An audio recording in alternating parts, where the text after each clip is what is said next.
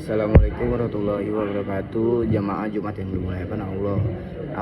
Saya wasiatkan kepada diri sendiri dan kepada seluruh jamaah agar senantiasa bertakwa kepada Allah Subhanahu wa taala. Ketakwaan adalah pelita dalam kegelapan hidup, penolong saat kesulitan, dan penyelamat pada hari di mana harta dan kedudukan tak lagi berguna. Hadirin sekalian, pada kesempatan yang penuh barokah ini, marilah kita merenungi satu amalan yang menjadi kunci kebahagiaan dan keberkahan hidup, yaitu bersyukur. Banyak manusia menginginkan kehidupan yang lapang, rezeki yang cukup, hati yang tenang, keluarga yang harmonis, namun lupa bahwa semua itu terkait langsung dengan sejauh mana ia bersyukur atas nikmat Allah.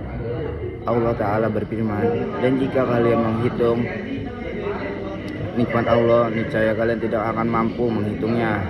Kisah Ibrahim ayat 34. Ayat ini adalah teguran sekaligus dorongan agar kita membuka mata terhadap karunia yang setiap saat kita nikmat kesehatan, nikmat bernapas, nikmat bisa berjalan, nikmat keluarga, nikmat pekerjaan, nikmat iman, dan terutama nikmat Islam yang tidak ternilai. Sayangnya banyak di antara kita yang baru mengerti besarnya nikmat setelah nikmat itu hilang. Jamaah yang dirahmati Allah, para ulama menegaskan bahwa syukur terdiri dari 3 bagian. 1. Syukur dengan hati. Hati yang bersyukur adalah hati yang memahami bahwa semua kebaikan berasal dari Allah.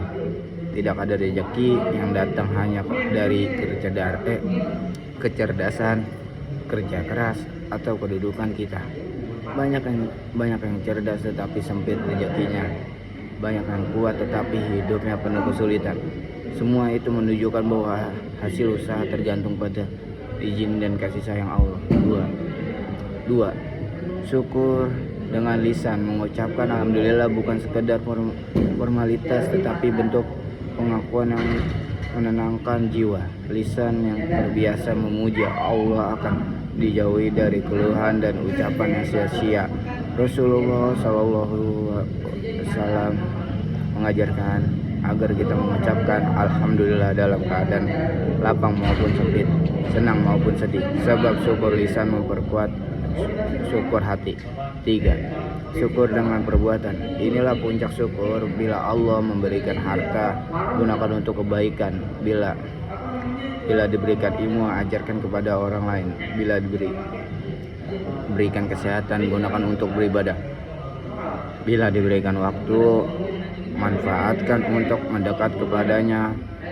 Bersyukur berarti menggunakan nikmat pada jalan yang diridhoi Allah, bukan pada maksiat atau kelalaian. Jamaah yang dimuliakan Allah, Allah telah menjanjikan, sesungguhnya jika kalian bersyukur pasti akan mendapatkan nikmat kepada kalian. Kisah Ibrahim ayat 7. Ini bukan hanya janji tetapi hukum kehidupan. Siapa yang bersyukur, Allah akan bukakan pintu nikmat yang tak ia duga. Bertambah ketentraman hati, bertambah keberkahannya, bahkan bertambah kekuatan menghadapi ujian. Sebaliknya kufur nikmat pada mengundang kesempitan. Banyak orang merasa kurang karena hatinya tidak pernah puas, bukan karena sedikit nikmat. Ia selalu melihat apa yang belum ia punya, bukan apa yang telah Allah berikan. Inilah penyakit hati yang hanya dapat disembuhkan oleh syukur. Hadirin yang dirahmati Allah, syukur bukan hanya untuk keadaan bahagia. Justru orang beriman diajarkan bersyukur dalam kesulitan, sebab dalam setiap ujian selalu ada hikmat, penghapus dosa, peninggi derajat, dan pintu mendekat kepada Allah. Kadang Allah menahan sebagian nikmat agar kita lebih sering berdoa, menahan sebagian rezeki agar kita lebih tawakal, menahan sebagian keinginan agar kita tidak sombong. Oleh karena itu, syukur bukan sekadar ucapan, tetapi cara pandang. Syukur menjadi seorang melihat hidup dengan cahaya positif, tidak mudah mengeluh, dan lebih mudah menikmati apa yang ada. Syukur adalah obat terbaik bagi hati yang gelisah.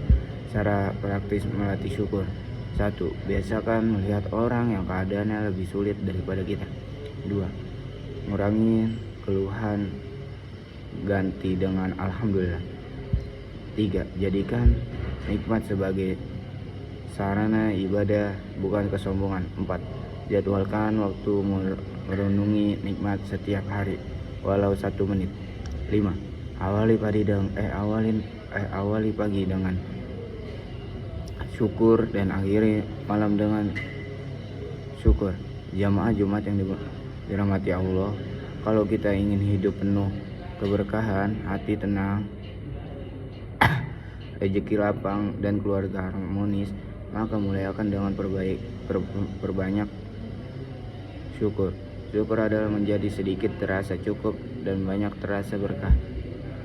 Untuk jamaah yang dimuliakan Allah, syukur adalah tanda iman, cahaya hati, dan jalan untuk mendapatkan cinta Allah. Tanpa syukur, hidup terasa sempit meskipun penuh nikmat. Dengan syukur, hidup terasa lapang meskipun sederhana. Mari kita jadikanlah syukur sebagai kebiasaan hari, bukan hanya ucapan sesekali. Semoga Allah menjadikan kita termasuk hamba-hambanya yang selalu bersyukur dalam setiap keadaan, memujinya dalam setiap kesempitan, dan menggunakan nikmatnya di jalan ketaatan. Wassalamualaikum warahmatullahi wabarakatuh.